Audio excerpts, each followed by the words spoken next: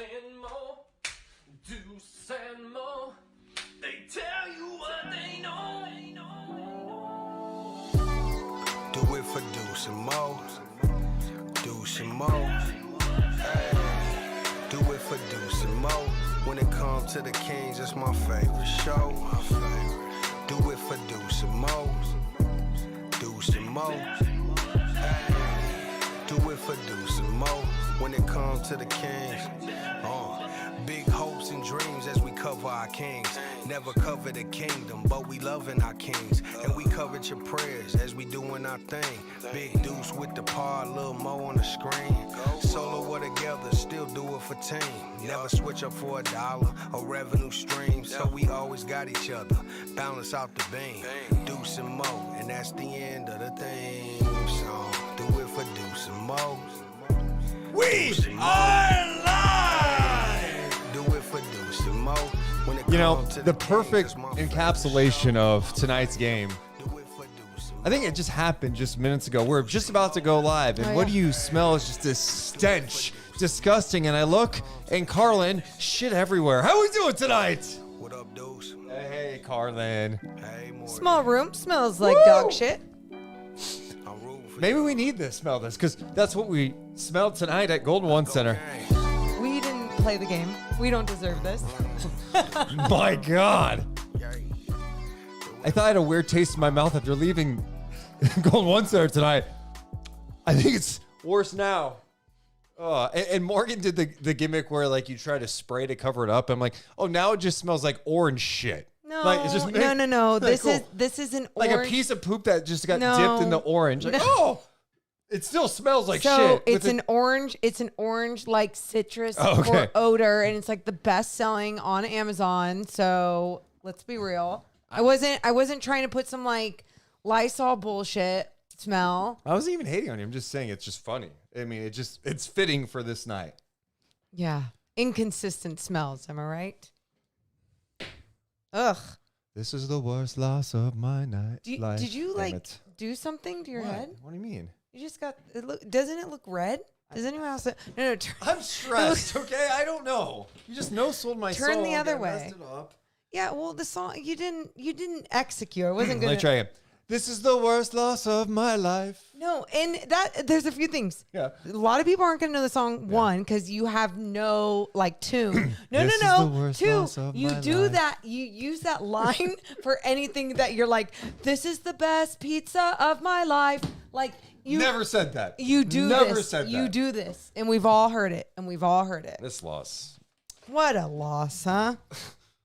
The Kings were 16.5-point favorites today. Ugh. 16.5-point favorites. I had a bad feeling about tonight. Honestly, you know, before or this morning, This is why. Let's hear it. this What? morning when because I watched some of the Hornets last night. They looked awful in Denver. Yes, they did. The Nuggets played last night against the Hornets. I meant to say the Hornets played last night in Denver. And it was like close in the first half, and then it was done, right? The Nuggets said, we're a good team. We'll just close this one out. They're missing some key pieces. Rozier did not play in that game. And right when I saw Rozier play, like it came out that he was probable tonight. I went, it's gonna be tougher than you think. I didn't think it was gonna be like this. Oh, like all-star status. And on top of that, I knew that you were doing a post-game hit with Kyle and Matt. Yeah. And you even said, you were like, well, at least I won't have to talk about a loss. Or you said something like that. And I was like, oh, well, I'm say not stuff like that. I'm not the type that gets cocky or anything before a game, but there is not Oh, that's true. a part of me tonight before the game was like, oh, the Kings are going to lose.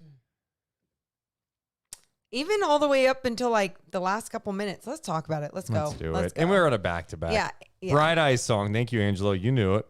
Julian, I haven't seen you a lot in the chat before. I appreciate you being here. We saw that you put the Kings are mid 30 times. We got it. Let's just chat about other things too. Let's have so everyone kind of feels at home, like a conversation. You just repeating the same lines. That is mid. Thank you.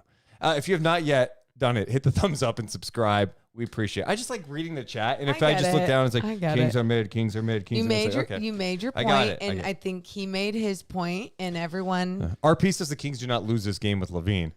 You're right, man. The Bulls have been awesome with LaVine this year. Just deadly. All right, let's have some fun. It's going to be one of those nights. Deuce and Mo going down in 3, 2, 1. And Mo, Deuce and Mo, Deuce and Mo. They tell you what they know. Deuce and Mo, Deuce and Mo, Deuce and Mo. The podcast that you know. Hey, welcome into the Deuce and Mo podcast. Hey, new year, new team, right? Hey, Kings coming off their most complete performance of the season in a win against the Memphis Grizzlies, where after the game, Mike Brown said, this was the best defense we have played since I have coached in Sacramento.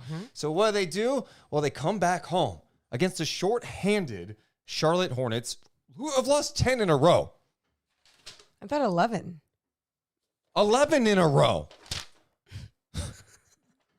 It's bad. LaMelo Ball out. The rookie, Brandon Miller, out. Gordon Hayward, out. Mark Williams, a talented big, out. So the Kings should handle things on the home floor, right? Well, no, the Kings played their ugliest game of the season. The offense was a mess. Sabonis had a career-high 11 turnovers. The Kings had 21 as a team, and they lose at home to the Charlotte Hornets, 111-104. I'm Deuce Mason. That's Morgan Reagan. Each and every one of our podcasts presented by our friends. We're at Northwest Exteriors. Check out northwestexteriors.com. Morgan Reagan. This was not very fun. I had to hold Golden One Center tonight. Or you can just look at it like in 2024, you can only go up from here. Because that was the worst loss that you will hope is going to be in 2024. I sure hope so, but here's the problem. I remember before this stretch started, Oh, yes. this stretch of games, I believe the mark was 7 of the Kings' 9 opponents were under 500. And you look at Portland on that list, and you saw Charlotte, and you went, oh, okay, well, there's a couple wins right there. They lost to a shorthanded Blazers team and got smoked in that game. And then tonight, it wasn't necessarily smoke. They were just lackadaisical? nonchalant. Yes. Just lazy passes, missed shots galore, missed shots at the rim, and then the execution down the stretch with the lead. Yeah. With the lead. I know it's only a 4-point game, but like you still had a chance to win tonight, and they fell apart down the stretch. It was blown defensive play. It was a bad shot by Monk, a bad turnover by Fox, and then they lose at home to this Hornets team. Yeah. And these games happen. I get it.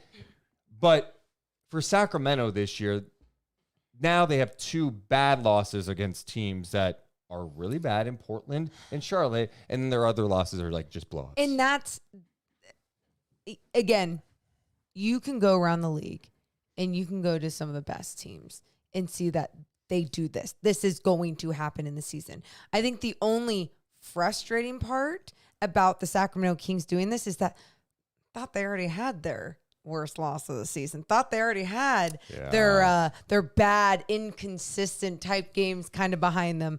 And I look ahead as I was reflecting on 2023, and I said, you know what? When I talk about some of these losses, I think it's especially after coming off of that Grizzlies win, it was they're capable of doing great things on the basketball floor. So I'm not willing to just sit here like a lot of people want to be angry, trade everyone, fire everyone, do all those things. Yeah. I'm just not there. I can, though, sit here and break down a lot of the bad that went down tonight. But I think overall, you look at the overall energy and like lackadaisical, I don't know, soft passing, all of these things that came into place that really was the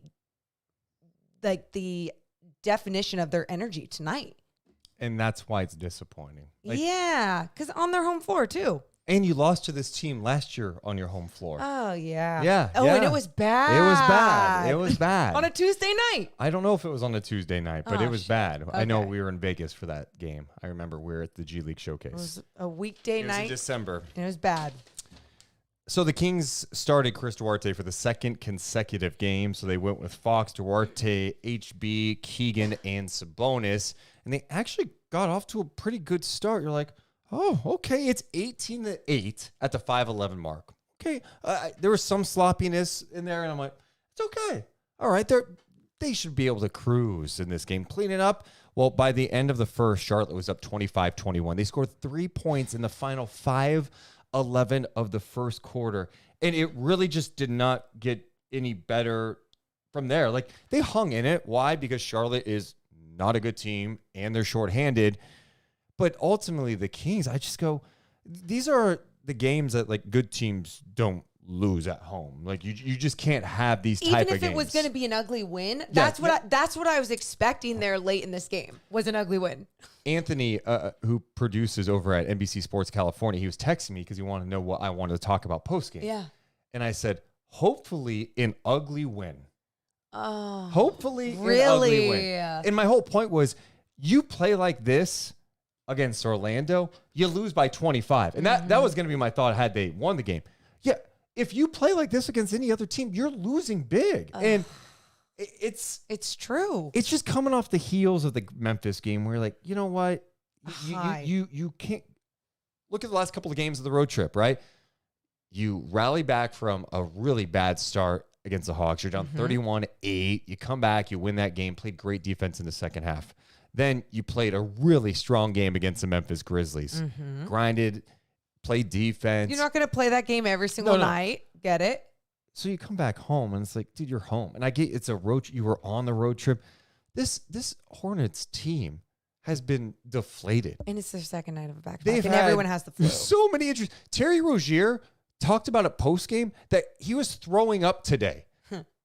He was throwing up today. He didn't play last night. They flew to Sacramento. He's throwing up and dropping 34 points. He's a talented player. I'm not taking anything away, but my point is there was a lot going against the Charlotte Hornets in this one tonight, and I don't know how to explain. I think that's where I'm having a tough time is I saw some of the things that were happening early. Yeah. One of the things that happened early in the first quarter that I noticed was, oh, okay, Rozier is going to go at Kevin Huerter. Yep. And it causes the Kings defense to break down. Huerter was getting blown by, dribble penetration, and what's that lead to? Helping, and then you have to recover and try to contest a three, open three, or easy shots. That hurts you. The turnovers killed you tonight. I mean, you just can't have that type of sloppiness. There was no momentum whatsoever.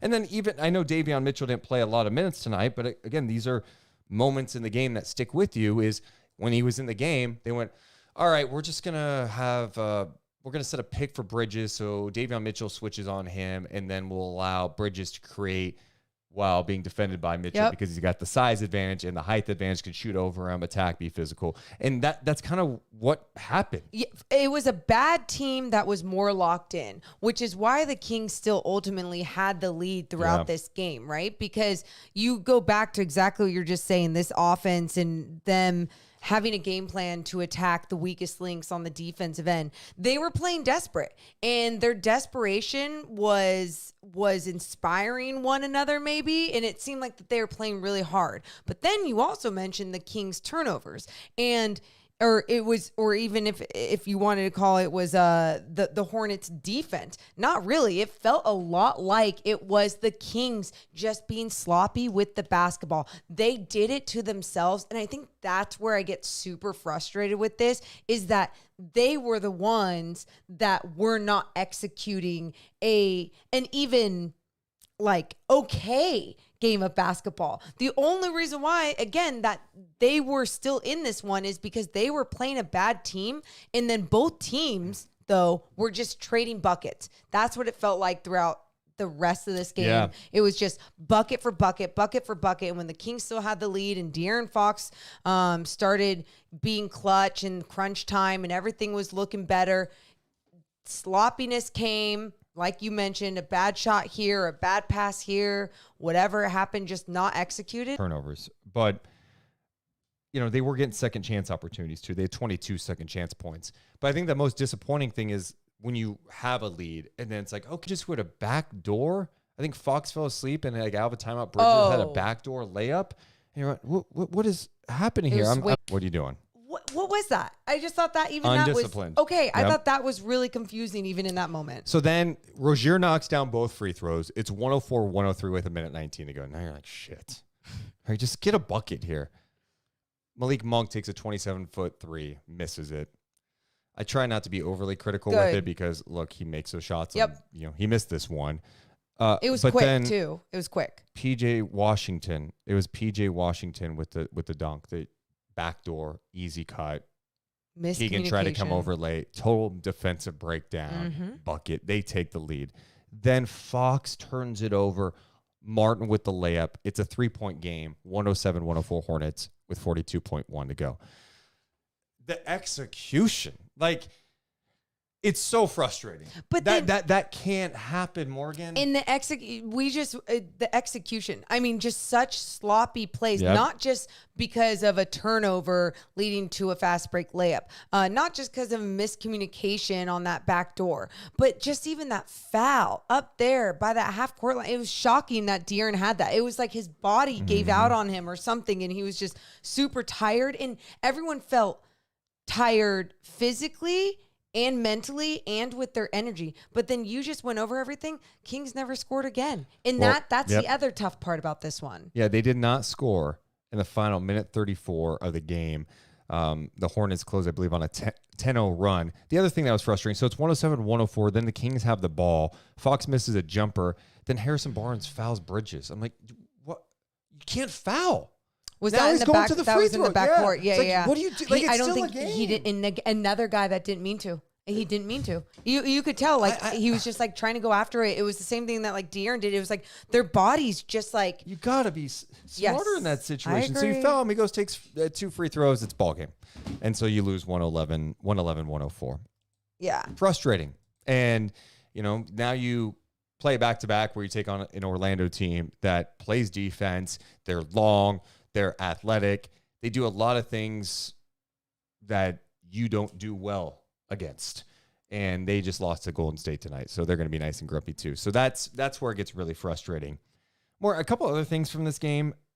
Malik Monk played 5 minutes in the first half. 5 minutes. And, it's second quarter and the Kings are struggling. And I'm going, Malik Monk hasn't checked back in. I thought he was hurt. I was like, is something that's what I thought too. And I was I'm looking down at the bench. I'm peering down. And I'm like, he's there. Okay. And then during a timeout, I saw Malik talk to Leandro Barbosa and Doug Christie, and it looked like a little bit of an animated discussion. They were just talking. I don't know. This is one thing I told Maureen, is I don't stare at Malik all the time, so maybe he does that all the time. Yeah. And then he was talking to Jordy, and then he didn't play the rest of the half. And I'm like, this Kings team needs him out there. So if he's hurt, I get it. But if he's not hurt, I don't get it. And he played 5 minutes in the first half, and then he doesn't come back into the game until the third quarter at the 4:37 mark. Yeah. I went back at halftime and watched Malik Monk's plays in the first half. And what did you see? I felt like, similar to a lot of the team, I think he was a little nonchalant out there in his 5 minutes. He was kind of jogging up the court. There was a turnover, The turnover, he threw a bad pass to Sabonis. It wasn't a great pass. Sabonis mishandled it too. Defensively, he lost his guy, and there was an and-1. And I thought, there was a lot of standing around on offense, okay? I get it. It wasn't his finest 5-minute stretch of basketball. He's taking on his former team. But that, to me, I don't bench this guy. You know what I do is I pull him aside at a timeout and go, you need to wake up, or your ass is going to be on the bench. Malik Monk has been one of your best players this year. He just came off a game where he had 27 points, 5 rebounds, 5 assists in 21 minutes. We just talked about how great he has been off the bench. Some people have argued that he should start in this team. Guys make mistakes. Malik Monk is going to make mistakes out there. But you have to let Malik Monk, in my opinion, be Malik Monk out there. Let him do his thing. And I just don't think benching him when your team's kind of scuffling was the right move tonight. Sabonis and Fox are the two that can make mistakes, do whatever they need to do, and they're not going to get benched. And they've earned that, understandable, all the things. I think when you look at Malik Monk, you from the outside, you would think like, well, isn't he trending in that direction too? Like he's going to be chaotic. He's going to have his moments of being undisciplined or having brain farts, whatever the hell was going on. Like, why isn't he earning that same type of leash? I was telling Deuce, I bet you it's just different relationships too. Like, I think it's more sometimes we are seeing one thing where if he's talking back or talking shit to Mike Brown, it might be felt or received a little differently when it's Fox or Keegan or Sabonis. You're fast forwarding a little bit, and I'm fine with you doing that. We should acknowledge that. So Monk, of course, then comes in and he knocks down a couple of threes. Yeah. And after one of his threes, he's kind of doing some John back at the Kings bench. I know it's toward the coaching staff. And so then during the next timeout, Brown kind of came over and they were talking back and forth. It ended with Malik Monk and Brown kind of slapping each other's butts. And then post-game, Mike Brown's like, look, this stuff happens. It's not the first time we've gotten into it. It's kind of a heat-of-the-moment situation. And that's what it is. And but where now, I would just hope, though, in some of those heat-of-the-moment situations, like, Monk is still going to be your guy. He's still going to be that energy king, that guy that can save you. And he can also have his shit games, too. But other guys were doing the same. And I know we're going to get to Domas Sabonis, who finished with 23 points and 19 rebounds, and still talk about his mistakes that he made in this game, which is hilarious to see if you were just box score watching this one. But honestly, it is just interesting seeing all the different relationships, how different things are received from different players, how different players might be empowered or challenged differently. And I think sometimes we just don't see I know we just don't see the whole story.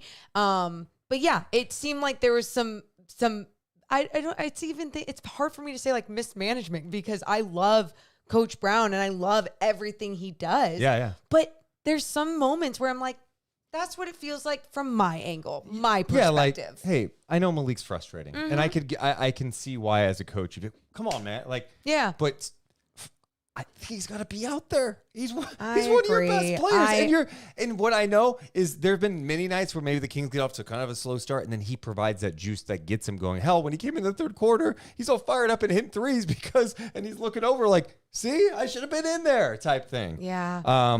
So it was pretty bad. You mentioned Sabonis. You look at, I mean, if you did, like Morgan said, if you were a stat hoe and just stared at the box score, you go, man, dude had 23 and 19. Another big game.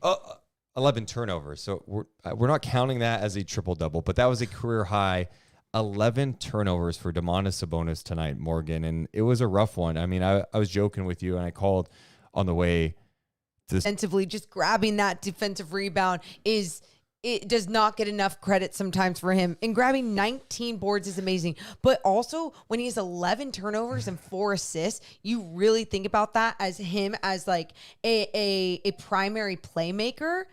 He's just really screwing with things there. He was 10 of 20 in the paint, Morgan. 10 of 20 in the paint. I mean, he missed, and you talk about some of those rebounds. Well, some of those, like, there was a possession where 4 of them, I think, came off like his own misses underneath the basket on one sequence, you know? So, look, these nights do happen in the NBA. It's just, you want to find a way to win. And when you don't score for the final minute 30 or whatever it was, and you lose to a team that now has 8 wins, they are 8-24, and you're at home, you're like, what? Come on. Yeah. Come on. Yeah. And so, yeah, they're just, it was one of those really frustrating nights where it felt like they could not find any rhythm. I thought Sabonis, some of his passes, I'm like, what is happening? Oh, even late. I mean, you talk about some of the great things that he was doing. He had that put back off of a De'Aaron miss layup or something like that, where he like pushed it back in a big moment. But then he came down the floor in another possession and didn't know if he wanted to pass it up to somebody that was up on the left wing or to somebody in the corner, and forget who it was, and just passed it in the middle. And then it ended up either going out of bounds or just being Hornets basketball or getting a steal. And even in that moment, I was like, just so indecisive. Nobody was sharp tonight. And I just didn't feel like there was much of an excuse. So you're not on a second night of a back-to-back. You Came back after a huge win. I know it's from Memphis. I know there's travel there and everything, but everyone's doing it in the NBA, and it just felt like everybody on this team had that same energy. How do you explain that? Oh, Do you go, no. hey, bad night at the office, these nights happen, or is it more of like a mental focus? Like, did they approach tonight weird? Like, did they come in going, we're at home? Like, and sometimes I don't think this is necessarily like a conscious thing. I don't necessarily think they come to work and go, oh, this is going to be an easy night at the office. But I don't know. I mean, subconsciously, hell, I walked into the arena tonight like, oh, this will be a win. Like, do you think subconsciously, like, these players walk in some nights and go, we're fine tonight? Like, yeah, I mean, I do, even if you say like, they don't want to think like that. They're professionals. They are coming in ready to get a win, be focused, all those things. There's still sometimes against a team that has just lost 11 straight and has some of the worst numbers as a team in the NBA that you're going to have in the back of your head, and you're going to be like, okay, I'm going to dominate here, and I'm going to dominate here, I'm going to dominate here. This team, these individuals on the Hornets, they're in the NBA. They're in the best league in the world. And they can show up any night. It could be random. It could be with the flu. It could be without 10 players. It doesn't matter. And that's why, whether that was their mindset or not, I doubt that was like the dominant mental focus. Yeah. But I'm sure it was in the back of their like I heads. said, when we talk about lackadaisical, nonchalant, soft passes, you're like, I mean, are you making these same type of passes in Memphis? Like, no, you got to be tight with your game. Like, you're not good enough of a team to coast. Even if and I'm not even saying it's like an effort thing. I think that's such a lazy thing that gets brought up when a team loses. It's like, the effort tonight was awful. A high 15 offensive rebounds alone. Yeah, I mean, they also missed a ton of shots too. On the flip side, like we talk about, it wasn't just Sabonis in the paint who was really bad in the paint. In the paint tonight, the Kings had 48 points. They were 24 of 48, 50% in the paint. I mean, we're talking about at the rim opportunities that they were just missing. You're going, how did you miss that? Mid-range. You know, Keegan could not really make a shot tonight. He was 4 of 12, 1 of 6 from 3. He had some really good looks. He had clean looks. Missed them. I'm looking at who else struggled tonight. You know, Monk was 2 of 7. De'Aaron from beyond the arc, 3 of 10. In this game, I even text you when he was missing so many threes, and I was like, all right, this is the type of game you make that adjustment. And how pretty was it? Even there was a moment there at the end, I think it was Caleb Martin that had to run up on De'Aaron, froze. De'Aaron just exploded right by him. This was late in the game, and he had that layup, and it's because he's starting to become that threat from the outside, you know, and so Martin had to respect that, and it allowed De'Aaron to just blow by him. So it's good that he's still developing that part of his game, and like, obviously he's going to become a shooter and shoot, but there are certain points where it's like, God, your team just needs you to keep going to the basket. And look what he did in crunch time. He went to the basket, made big things happen. Yeah, you have to strike the balance, right? Because the 3-point shooting for him has been really strong. 40% from 3 this year. Yeah. It's clearly an aspect of his game that he's worked on and got better at and knocked down some shots. It's about, you're right, it's the moments of, okay, this is what my team needs out of me now. Is, all right, miss some shots, attack. Yeah. And you're right, he got some good looks. And I thought, especially with a Hornets team that is thinner up front. I know they have length, like PJ Washington's long, Bridges is long. Even, you know, Nick Richards has some length, but you can attack those guys. And I know Fox can. I know the Kings can. They missed a lot of shots around the rim, so it was unfortunate. You have anything else you want to hit tonight? I have one thing that's coming to mind. Okay, I wanted to just touch on Chris Duarte. I think we mentioned him, but we didn't really touch on what he added in this game. If there was one bright spot out of a game that really didn't have, I'm not going to call it a bright spot. Okay. Because bright would be like, you know, bright's like, oh my God, it's bright. I'm going to say like. Bright could be bad, no, too. I'm going to say it could just hurt your eyes. What's that? Brightness could also hurt. Yeah, but bright is like a bright. Happy. Yeah. Yeah. This was kind of like a dim spot tonight. A dim spot? Dim sum? A dim spot. I'm going to go, yes, Chris Duarte. No, played hard out there, knocked down some threes, which is good to see. He had some second chance opportunities that 7 he got. rebounds. Off of Sabonis misses tonight. He had 12 points, 7 rebounds. He had 4 assists and a steal tonight. 5 of 11 shooting, 2 of 4 from 3, and he played just under 30 minutes tonight. His effort was there. I mean, and as we use that word again, effort, but he's the type of guy that you really need to just like know your role, do what you need to do, and don't get frustrated. Otherwise, you're not going to play, or you're going to play yourself off the floor. And I thought he did a great job of, even in frustrating moments, like gathering himself, making sure he was good, and just really crashing the boards. Those 7 rebounds, they're big. I know Huerter has been banged out the last couple of games, but now he's coming off the bench the last 2. Yes. And Mike Brown said before the game that this is going to be the way going forward, at least for the time being, that Duarte's going to get a stretch of games here to be in the starting lineup. And I was really hoping that this could be a thing to get Kevin Huerter going. Man. I know. I mean, Kevin Huerter played 12 minutes tonight. 12 minutes for a guy who was crucial to the team's success last year. Did you feel like this game was more on him than not having a long enough leash? Yes. Okay. I thought defensively tonight. I agree. I mentioned it earlier, like Rozier's obviously, he had to get switched on him a couple of times, but dude, Cody Martin was blowing by him. Yep. And it was causing the Kings to have to help and rotate, and it's dribble penetration in this league. Today's league, if you are allowing dribble penetration, it's either a shot at the rim or they're spraying out for 3, and your defense has to be on a string ready to go. You have to be able to guard on the perimeter, and Huerter has really struggled with that. It's an aspect of his game that's never been like a strong suit, but we have seen stretches of basketball where he's pretty locked in. Mm-hmm. He's defending without fouling. He's 6'7". He's got good length, but man, it just felt like he was getting blown by a ton tonight. And then, he's missing shots. He was 1 of 4, 0 for 2 from beyond the arc. It's you got to get something out of him. Yeah. And whether he's here or not long term, you got to get something out of him out there, because I just, maybe I'm just crazy. I just don't think this guy who is not crazy. 25 years old is all of a sudden like some like unplayable guy in the league. Like, he is in a major funk right now. He can't make shots. He's not really doing much else out there. It's just disappointing because of how not special, but how solid he was last year. And I think too, like something that you've mentioned over and over and over again this season with Kevin Huerter has been track record. And you're like, I just have a hard time not believing, like, you got to go back to track record. I'm a huge track record person, and I believe this too.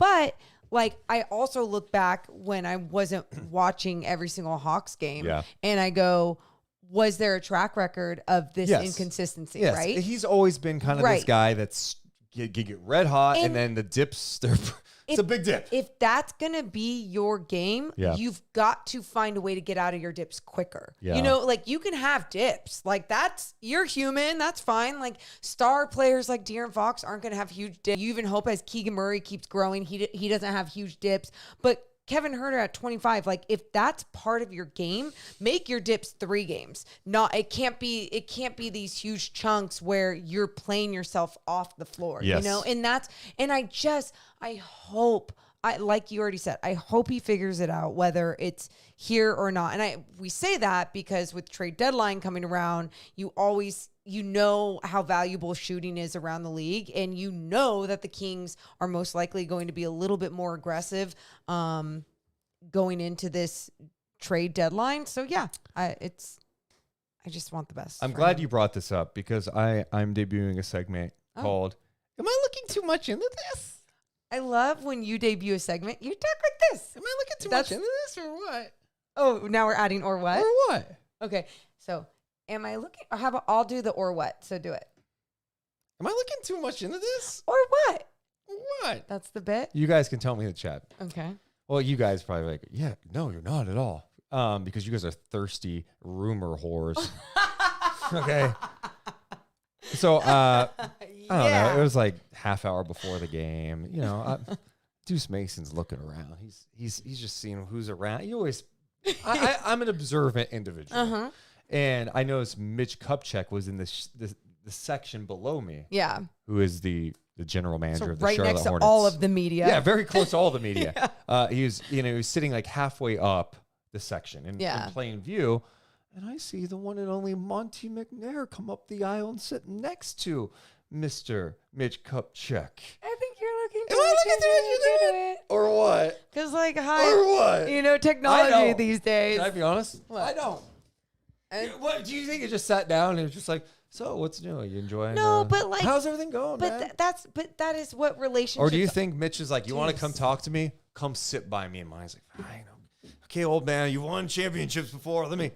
This is what relationships are in front offices in this business. I mean, I'm at the G League showcase and I see a whole bunch of people there. It's like that is where people get to talk and speak and do their thing. And so like, yes, you look at here. Do you think that Monty like just turned to him and goes, so PJ Washington, huh?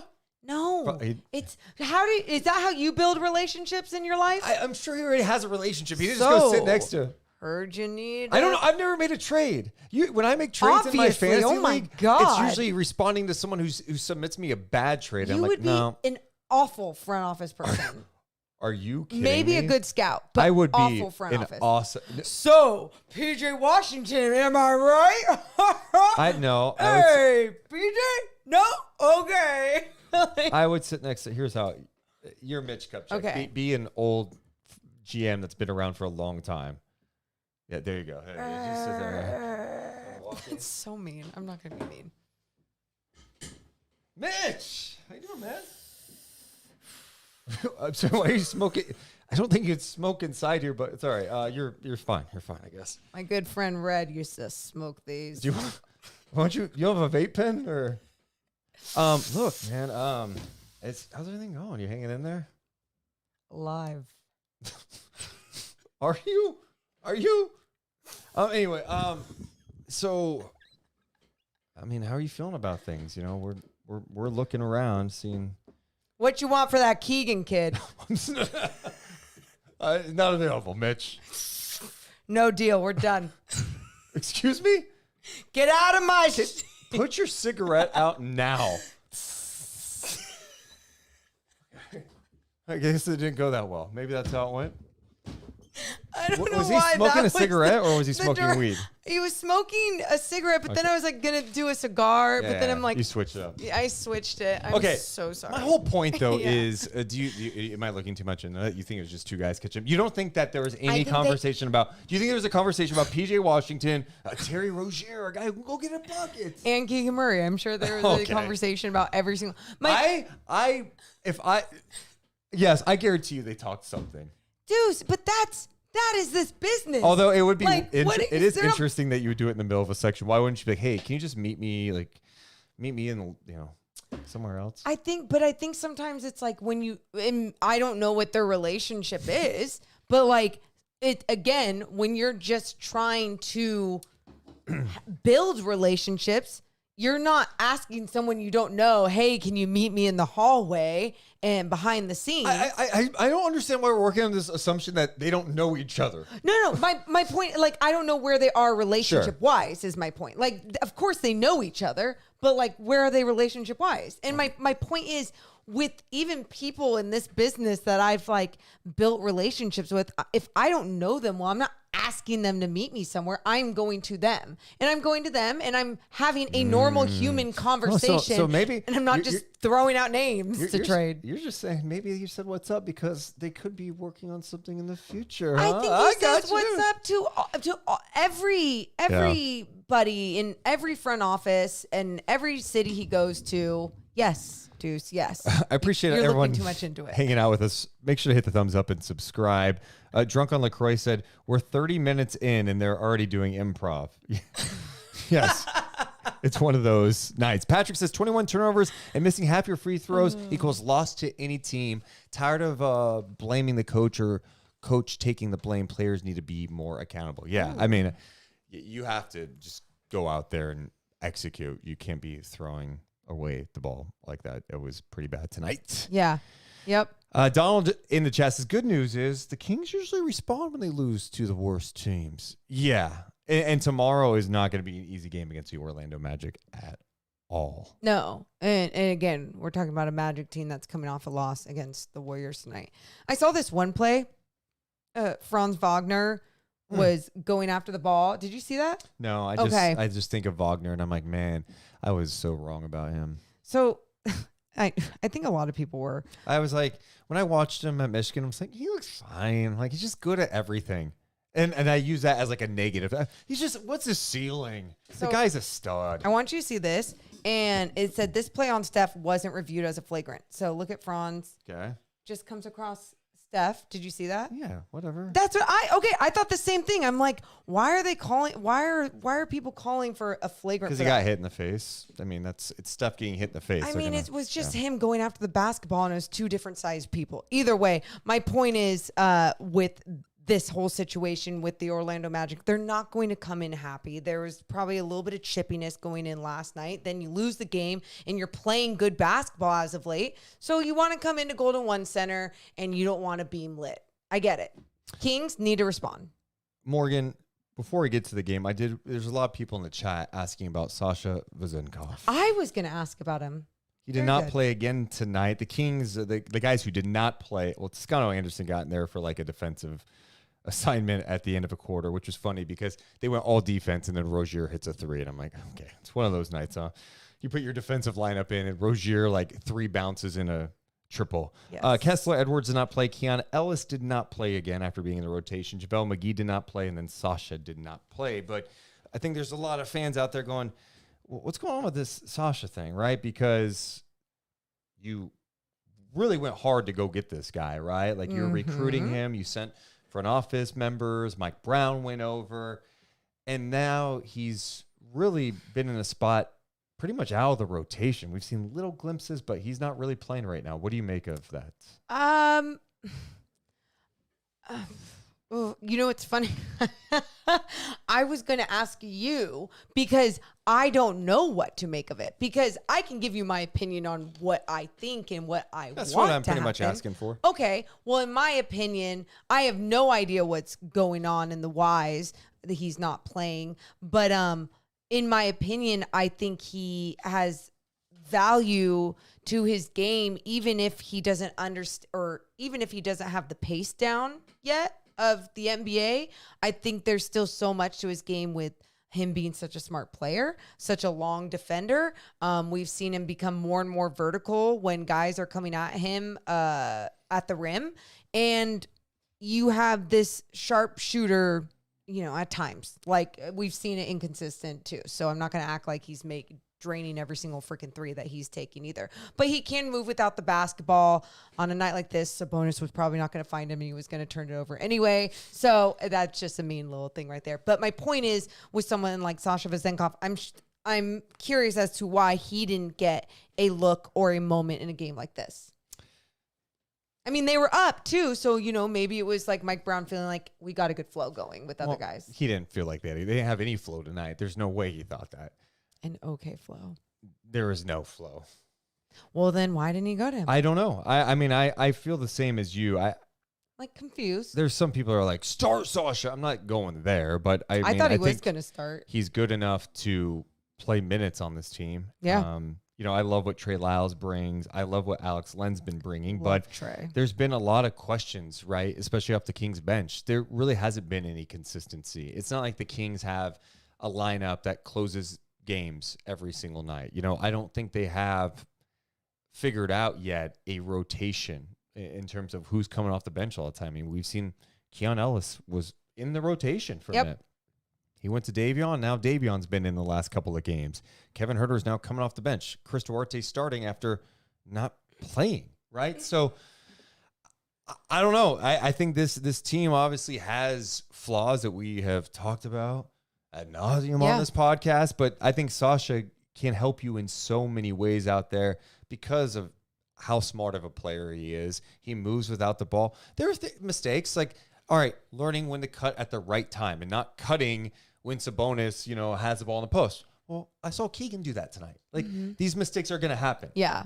Part of it is these guys got to figure it out there. The best way to learn sometimes is just by going through it. And Sasha still is going to make mistakes. There's going to be defensive matchups where he gets absolutely torched out there. And that's happening to other guys too. I also feel like his effort's pretty good. I think he plays some solid team defense at times. His rebounding, he's got a knack for being able to tip the ball out for second chance opportunities. And like you said, he could shoot it. I would say the positive thing that you can look at with this team, not tonight, but I'm just saying like the positive thing overall is that this team is a very positive team, and meaning that even if they are not playing or they are at the end of the bench, they are trying to make an impact or contribute with some sort of energy, some sort of positivity, cheering on their teammates, whatever it may be. And I think you're a lot of times going to see guys like Sasha Vezenkov or even Chris Duarte for a while at the end of the bench and being like, I'm just going to keep working hard to try and get my spot, to try and get my role. They're not going to make noise about it. But there's times where I go, communicate it. If you believe or if you feel, communicate that. Put that on your coach's brain that is what you want and that is what you think you deserve. And if they go, okay, but then I need to see this, or this out of you. I think Mike Brown is such a good communicator that it would not only be on his mind and triggered a little bit more, but I think there could be some other things and opportunities for some of these people to see. Overall, it is just very confusing when you have so many people in and out of the rotation at 30-something games into the season now. Yeah, I think you have to. I know he wants to take a jump defensively. Totally. I think the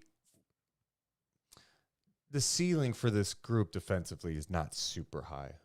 I think we all agree that the ceiling is when they're at their best, and they've had stretches where they've had really strong moments. We saw the last couple of games.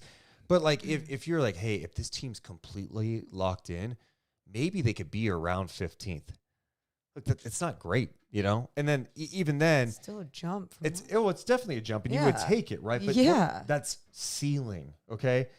This team has not been able to string it together consistently, so that's why they're hovering around 20th, 21st. In the month of December, they were 16th.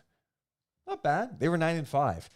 And I think, you know, the one thing too is it's just this fine line where it's like, hey, when there's like brain farts defensively, you want to address it, right? And so it stops from happening. But also, I think you can't expect perfection defensively.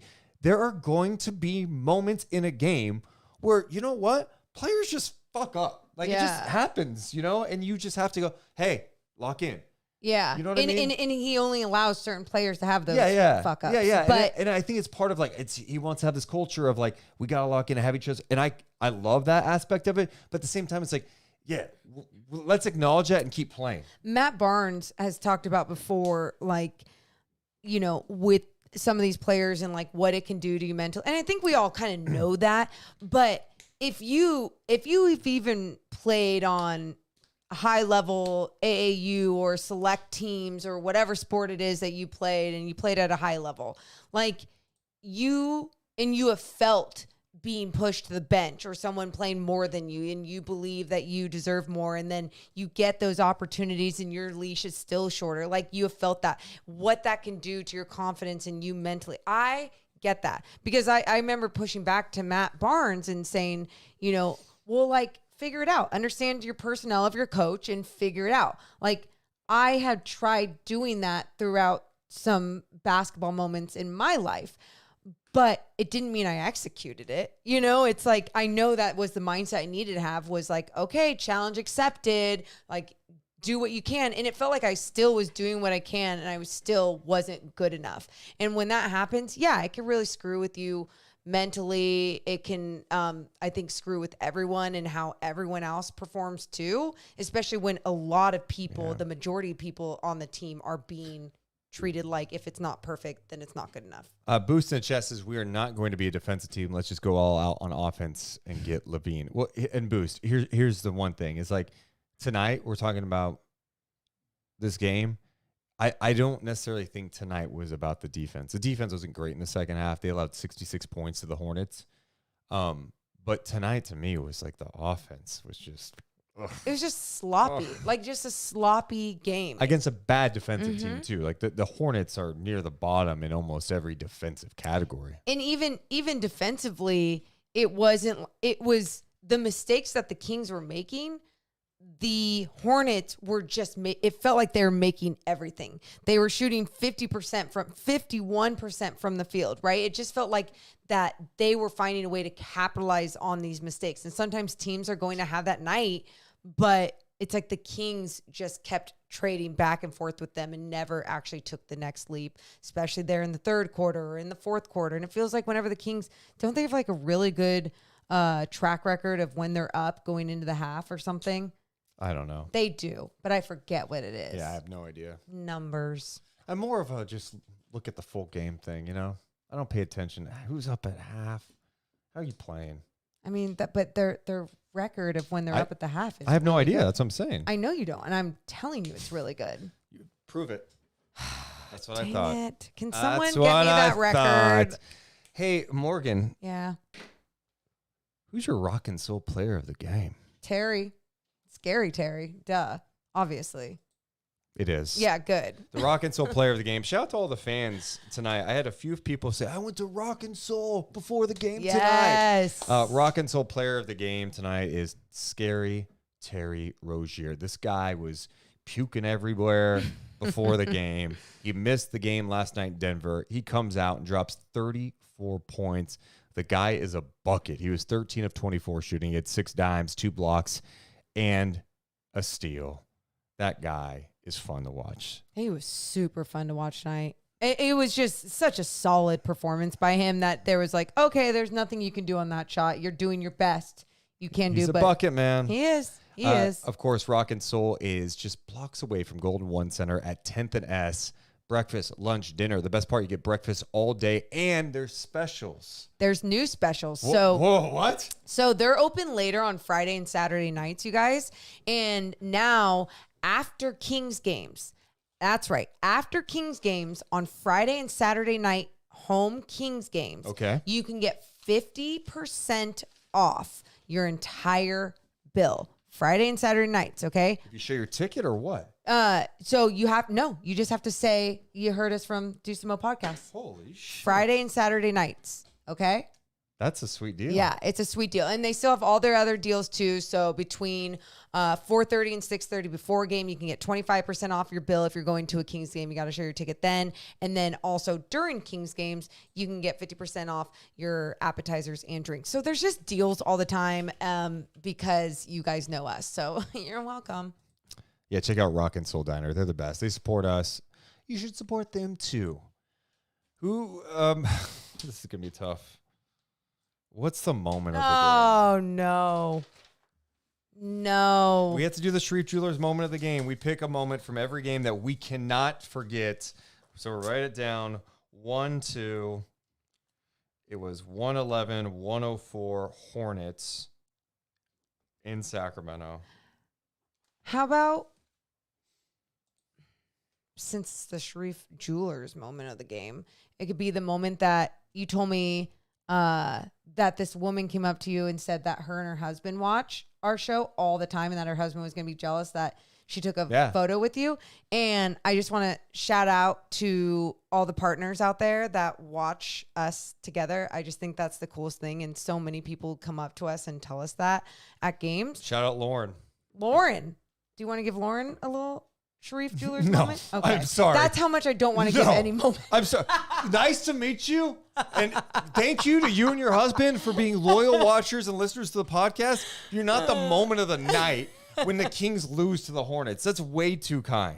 That's how much I don't want to give a moment. Sorry, Lauren. This is how petty the chat is tonight. Right. How about Sabonis triple-double with 11 turnovers? Oh, my God.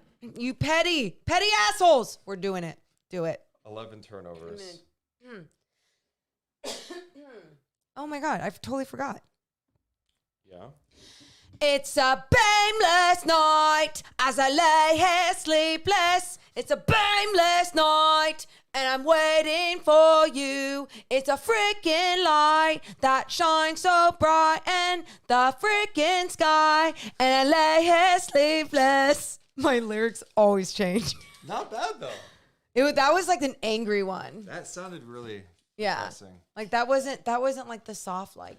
That was like emo pissed. So, yeah, I wrote down Sabonis with 11 turnovers, career high, because that really was the story of this game. The turnovers, 21 turnovers in this game by the Sacramento Kings. And next up, I hope you're not singing that song tomorrow night. The Orlando Magic are coming to town. I really quick too just Sure, go wanted to ahead. address really quick. Jeremy said, "Hey Morgan, are fans still overreacting and too emotional?" I never said that. I just wanted Jeremy to know. I just never said that. No, I mean, I think if anything that was said on the podcast, it's so high after wins and so low after losses. Like, as frustrating as this game is tonight, and I mean, is the season over? Like, no. I mean, they've got the same weaknesses that we all know. They've got some things to figure out, and hopefully they can get it figured out. And I would never say fans or something because I am a fan. Yeah. So, no, But yeah, I Jeremy. mean, I think a lot of us can be emotional. And by the way, the most emotional time for fans, all of us, right after games, right? Because it's just like, it just happened. It's fresh. You're like, what the hell? Like, tonight sucked. It sucked. What's crazy is the Portland game happened. It sucked. I was frustrated. We hated it. We hated it. You know what happened? What? That Memphis game made us forget about things a little bit too, right? Memphis, you're like, oh man, that was fun. Yeah. The Hawks game, woo! There was some good stuff. Yep. That's what just keeps happening. So hopefully this game against Orlando can make us forget about tonight. Orlando's tough. Hey, the good news is last year against Orlando, the Sacramento Kings had that one game in Orlando where they were down big. I remember Bol was killing them. And then De'Aaron Fox had that game winner. Half court-ish. Unbelievable Yeah. game winner in Orlando to win it. But this Magic team, they lost tonight to the Golden State Warriors 121-115. They've actually, they're having a good year. They're not playing as well lately. Since December 15th, they have lost. Look at the teams 1, they 2, lost 3, to, though. 4, 5, 6, 7, 8. They're 3-8 in their last 11. Look at the teams. They lost twice to Boston. They lost to Miami. They lost to Milwaukee. In that stretch, they beat the Pacers and Wizards. They lost to Philly. They beat the Knicks, and then they lost the last 2 in a row to the Suns and the Warriors. So they're going through a tough stretch of games here a bit, but it's a very good team. That's 19-14 on the season, Morgan. And my favorite part about this team is they get after it. They play hard. And on the season, Orlando is 5th in defensive rating, Morgan. 5th in defensive rating. So you're going up against a team that is complete opposite of the team that you went up against tonight. And where that's tough is that sometimes we feel like, okay, this Kings team, they can rely on good offense. But when a team pushes back on them, that's tough. That's challenging, right? But when a team has length and pushes back on them, and that's putting pressure along the perimeter and not even allowing them to get that initial paint touch, that is when it really gets frustrating. Yeah, Wagner plays with physicality. He's big. He's strong. Talking about Franz, his brother Mo plays tough off the bench. Yep. He's been really good off the bench. Jalen Suggs is one of the best on-ball defenders in the league. He's going to play with an edge. He's going to get into you, right? Banchero, very talented player in this league. I mean, tonight he had 27 points, 12 rebounds, 6 assists. Wagner at 25, 6 and 3. He had a couple of steals too. So, yeah, it's a really tough team. Wendell Carter's back now too, so they have some more size out there. You're right, Morgan. They've got a lot of the things that the Kings struggle with, which is length, some athleticism, and they play defense. So the Kings have to come out on their A game tomorrow. Like, you play like you did tonight, Orlando's beating you by 20 plus, easy. Yeah. Yeah. I think just coming in locked in and engaged really means attention to detail. And those sloppy plays against a good team cannot happen if you want to have a chance. Because I'm not going to sit here tonight and be like, Orlando's a beatable game. No, absolutely. The Kings can take on the Orlando Magic and get a dub. But I feel like, if anything, this is one of those tougher games that the Kings have ahead of them. I thought the game against the Grizzlies was going to be tough because Ja Morant was back. They started to figure a few things out, all those things. They sock it to him. Loved it. Great. The Orlando Magic, you have to have that type of game to have an evenly matched game. Does that make sense? And it's like, I don't expect them to play that perfect because obviously they're playing a shittier team in the Grizzlies, but still they have to play some pretty damn good basketball consistently throughout this one. Can't dig yourself in a hole. No. And you've thrown away 2 games against teams well below 500 during this stretch of games that look pretty favorable on the schedule. In the chat, RP says, Deuce and Mo, why don't you like Zach LaVine for the Kings? He is a pressure release valve for Fox and Sabonis and vice versa. All reports and accounts are that he would love to play for the Kings. I'm not even anti-Zach LaVine. I think there's problems that come with it, right? So I think the Kings could use another guy that can go out there and get a bucket. I think if Zach LaVine could come to Sacramento and he was like totally bought in and understanding that this is a team, the ball's got to move, you have to play some level of defense, it could be good. He can hit the 3, he can attack, he's athletic. Yeah. Yeah, on the break. I mean, I do have a couple of concerns. The Bulls have been better without him since he's been out. That's one concern. Okay. His health is another concern with Always me. has He's been a been banged concern. up and he makes a lot of money. Yes. So those are just kind of my concerns. And I don't necessarily go, oh, well, all of a sudden this just makes you an awesome team. I want to double check here because I want to look at the Bull salaries for a second.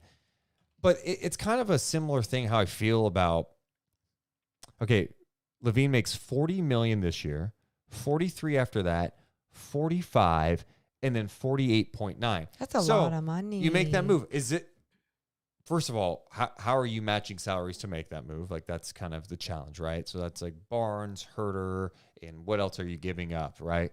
In addition to that, are you comfortable with that? Like, you're going to have to pay Fox a lot of money. You paid Sabonis. Mm-hmm. LaVine's going to locked in at that rate. And you're going to have to pay Keegan down the road. This is your team. Is this enough? Can you build around that team to compete for a championship? That's the question you have to ask yourself. And I'm not sure that's the case with that move with Zach LaVine. I don't think he improves you enough, especially defensively, where you need to go to win a championship in this league. Yeah, I think talented player. Such a talented player. Absolutely talented.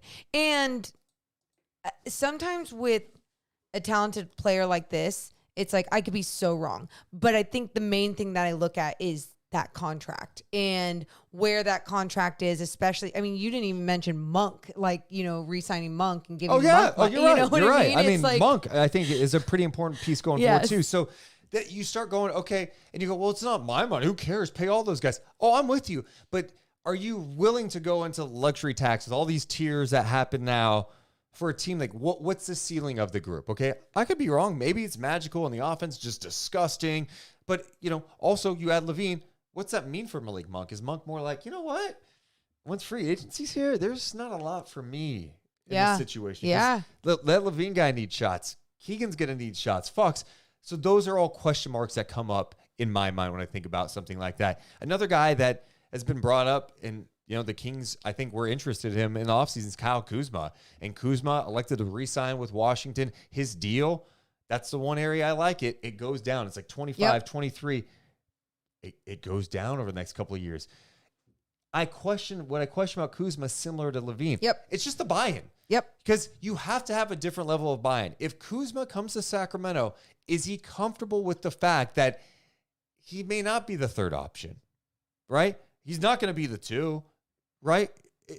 There's going to be a little bit of a pecking order. On some nights, he could be the second option. Some nights can be his night. But what they need from Kyle Kuzma is to come out there, play defense, run the floor, rebound, dunk on some people's heads, hit some threes, and just be locked in. And I think the key could make the Kings better. If you get the Kyle Kuzma that was part of that Lakers team in the bubble when they won a championship, who was beyond locked in, playing with LeBron and AD, I think that could really be a difference maker. And in addition to that, it's not going to cost you as much with your cap, with what he makes. I think sometimes, too, when people go, wait, you'd rather have Kuzma than Zach LaVine, that's exactly, it's looking at everything. It's looking at the contract too, and looking at not only the contract, but also that's someone who has a relationship with people like De'Aaron Fox. And also, what was my other point? I forgot I was going to make.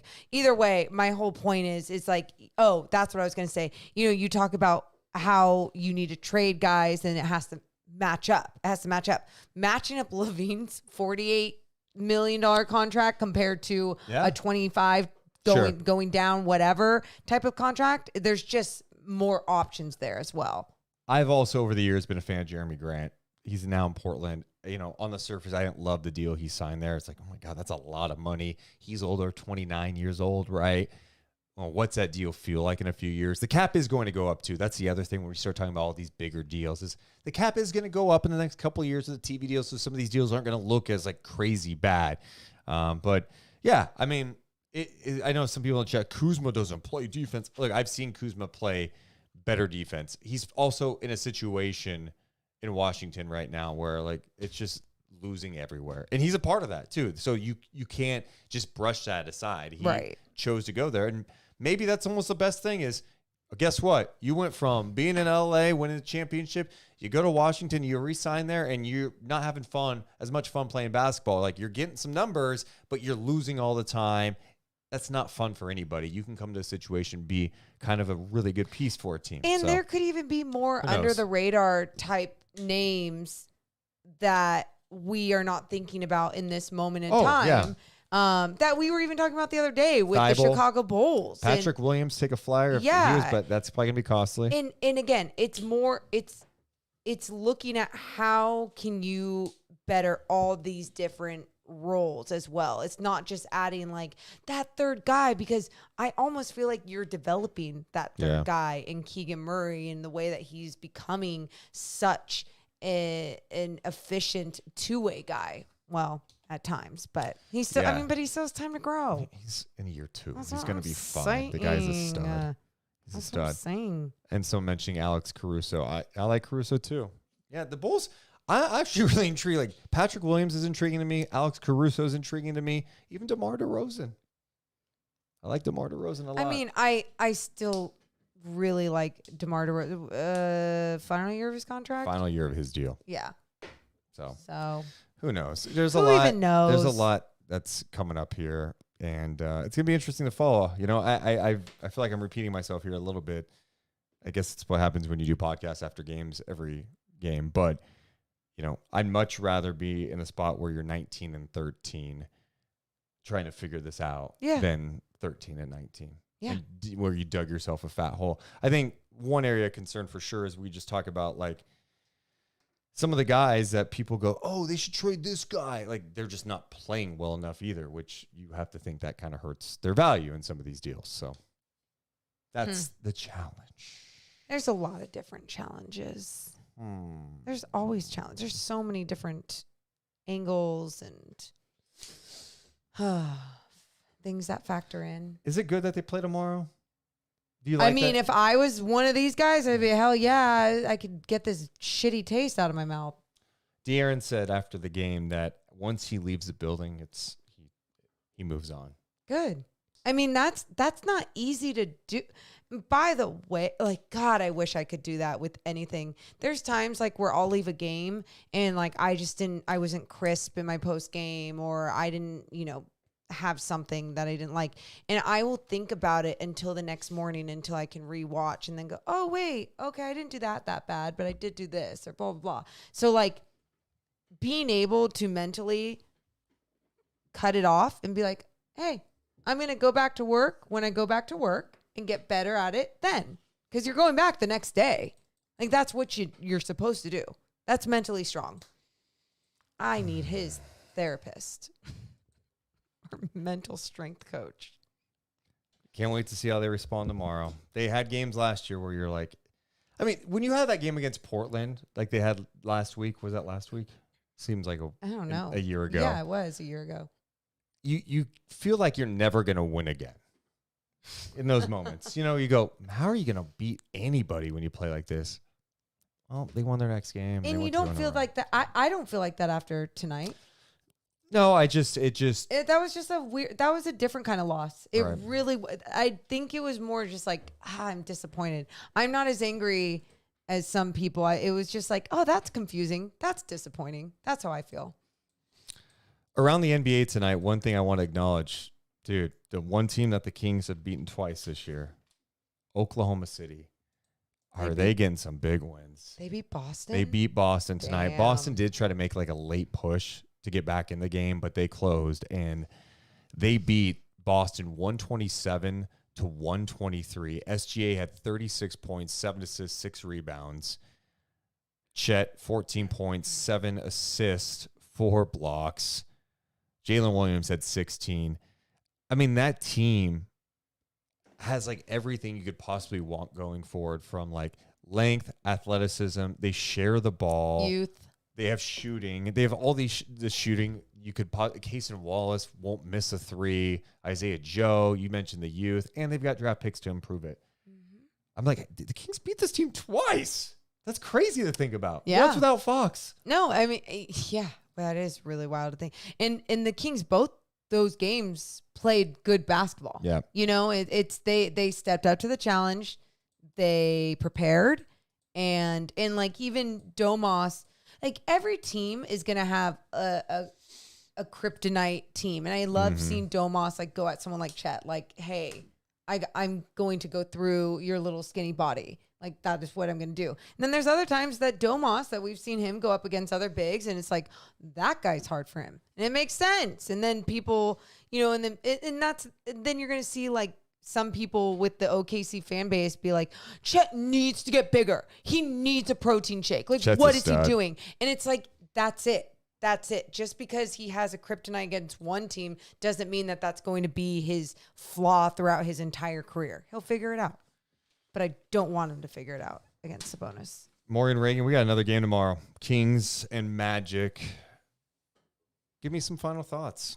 Final thoughts.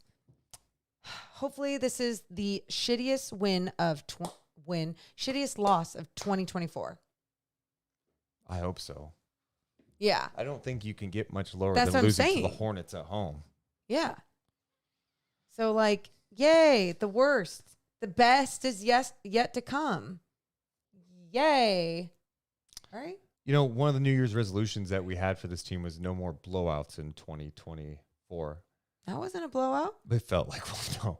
Was Isn't it losing a lead in like the final minute 30 and not scoring the final minute 30, like getting blown out? Nope. That's not the definition. Dude, they give up 121 points a game, the Hornets. The Kings scored a 104. Ugh. Wait, 100 and what to the Hornets? 100. They scored 104 points tonight. I know, but what did the Hornets score? 111. Yeah. I thought you said 121. You're not listening. I said the Hornets give up 121 a game. Got it. Oh my God. That was really, you're not listening. My final thoughts, I just want to see this team get it together. You know, no, I'm serious. Like, That was the New Year's resolution. just, can you give me a 10-game stretch where you're like, oh, okay, like you lost a couple of games during that Okay, stretch, okay. but here's a 10-game stretch of like, Good I basketball. see it. I see what the identity is. There's just been too many nights you're going, hey, tonight you were bad defensively. And then there's like another game where like, whoa, the offense isn't clicking like it did last year. Oh, wait, this person's not playing like they did last year. And then they win. You're like, oh my God, they look amazing. It's just, I don't know what to expect on a given night anymore. And that's been the tough part. Like, I know they've got the talent. I know they've got shooting. They've got some studs on there, but it's an inconsistent. Yeah. It's really outside Sabonis and Fox. You don't really know what you're going to get. Like, Keegan's been pretty solid lately. Sure. Monks have been good, but outside of that, it's like, okay, Yeah. who else? Yeah. Who else is going to step up? I get it. And that's really tough when you lean so much on your studs, your two studs. It's a lot. It's a lot. You need a little bit more from everybody. There's a lot of smart players, a lot of solid players on this team that just need to just everyone figure it out. It's that easy. It's that easy. Hey, can you just like figure it out? Move that ball. How many assists they have tonight? I know it doesn't help when you miss shot. They had 23 assists and 21 turnovers. Oh, okay. Well, this was a fun one. I mean, I still had fun. I had fun doing the podcast. I didn't have fun talking about loss. Yeah. But I did still have fun. I'm glad you still had fun. I mean, What was your favorite part about the pod?